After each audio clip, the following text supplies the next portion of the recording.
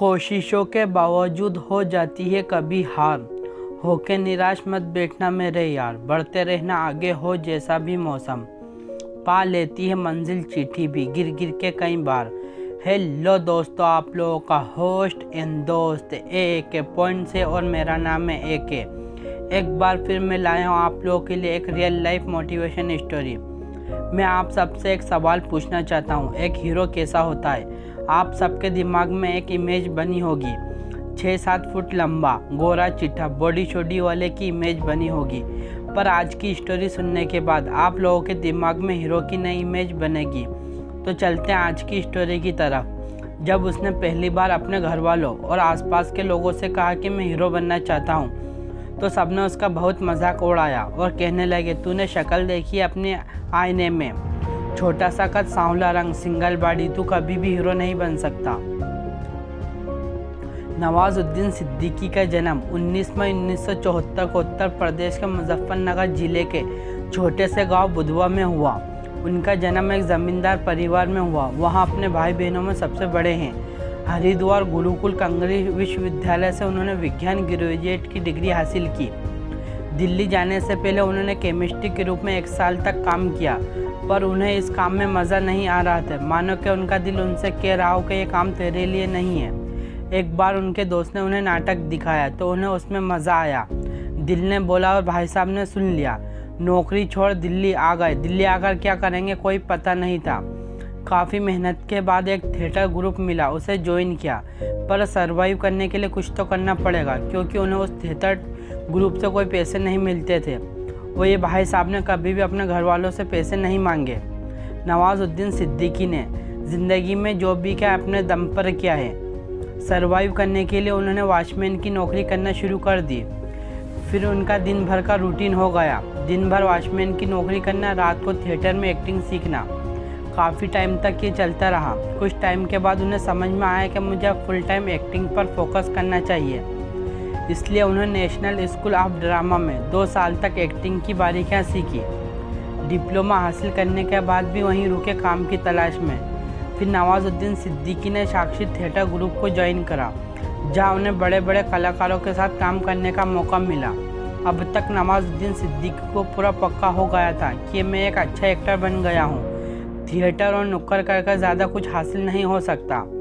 इसलिए दिल में बड़ा सपना संजोए दिल्ली से मुंबई आ गए और यहीं से शुरू हुआ रिजेक्शन का दौर। मुंबई में अपने कुछ दोस्तों के साथ रहने लगे। छोटे से कमरे में 10-12 लोग एक साथ रहते थे। कमरे का इतना छोटा था कि रात को सब एक साथ सोते थे, तो कमरे का गेट भी बंद नहीं होता था। दिल्ली में जो भी छोटा मोटा काम करके पैसे इकट्ठे करे, अब उससे ही गुजारा चल रहा था। छोटा सा कद, सांवला रंग, सिंगल बॉडी, हीरो की इमेज से तो काफ़ी दूर था।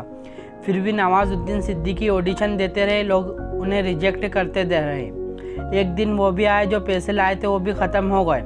दोस्त का कमरा तो था नहीं, रेंट के पैसे तो देने पड़ेंगे, नहीं तो वो अब वहाँ नहीं रह सकते। नवाजुद्दीन सिद्दीकी ने अपने दोस्त से कहा कि मैं रेंट के पैसे तो नहीं दे सकता, पर आप लोगों के लिए खाना बना दूंगा। ऐसे करके कुछ टाइम निकाला। कुछ टाइम के बाद उन्हें वहाँ से निकाल दिया गया।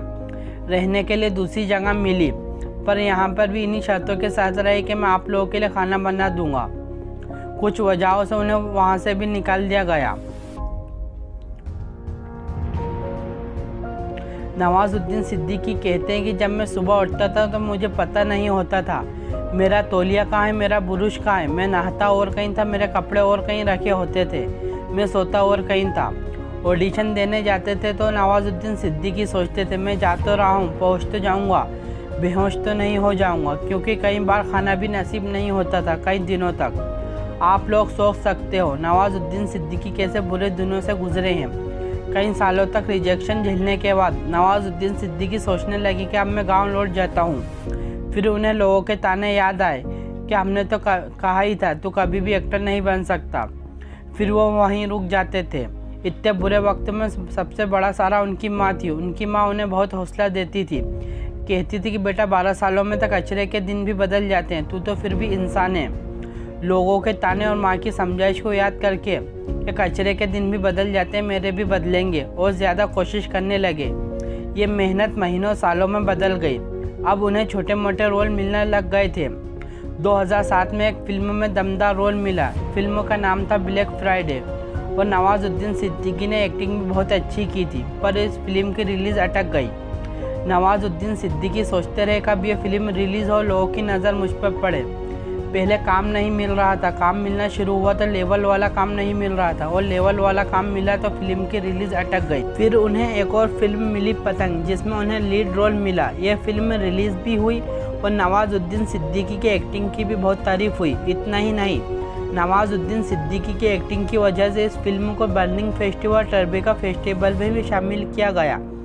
इसके बाद अच्छे खासे रोल मिलना शुरू हो गए थे, फिर भी नवाजुद्दीन सिद्दीकी को खास पहचान नहीं मिल पा रही थी। फिर film I gang of Wasseypur. Nawazuddin Siddiqui ने इस फिल्म में अपने 12 साल के अनुभव को निचोड़ कर रख दिया। लोगों ने सोचा कि बंदा है कौन और कहाँ से आया। इंडस्ट्री और पूरे देश में रातों रात नवाजुद्दीन सिद्दीकी के लाखों फैंस हो गए। ये बात अलग थी कि नवाजुद्दीन सिद्दीकी के लिए रात 12 साल लंबी रात थी। गैंग ऑफ वासेपुर के बाद नवाजुद्दीन सिद्दीकी ने कभी भी पीछे मुड़कर नहीं देखा।